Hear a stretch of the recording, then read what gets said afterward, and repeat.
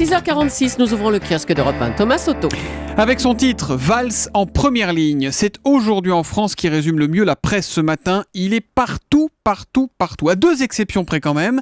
L'équipe qui n'a pas cédé à la tentation de faire le portrait de ce grand supporter du FC Barcelone et Presse Océan dans la région de Jean-Marc Ayrault qui a choisi de mettre en photo celui qui est désormais l'ancien Premier ministre, Ayrault emporté par la vague. Sinon, c'est bien souvent le festival des jeux de mots, Julie. Valls mène la danse pour Metro News. Ayrault Valls, V-A-L-S-E en une de Libération. Valls, le nouveau Ayrault, Ayrault H-E-R-O-S de Hollande dans la Provence. Personnellement, j'avoue que j'ai un faible pour le manuel de survie choisi par 20 minutes. Nice Matin et le Télégramme ont choisi les mêmes mots, c'est le Joker Valls. Plus sobre, le Figaro, Valls à Matignon, Hollande joue son va-tout. Même registre, les jeux de cartes pour les dernières nouvelles d'Alsace, la carte Valls. Pour l'Est républicain, c'est le va-tout.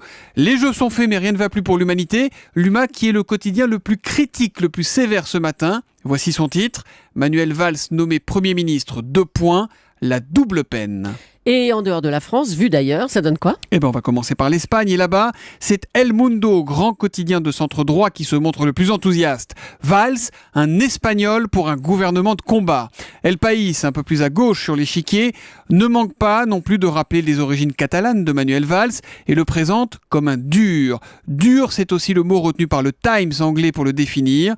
En Italie, Il Sole 24 Ore, qui est un peu l'équivalent des Échos chez nous, le décrit comme le socialiste qui fait un carton chez les électeurs de droite.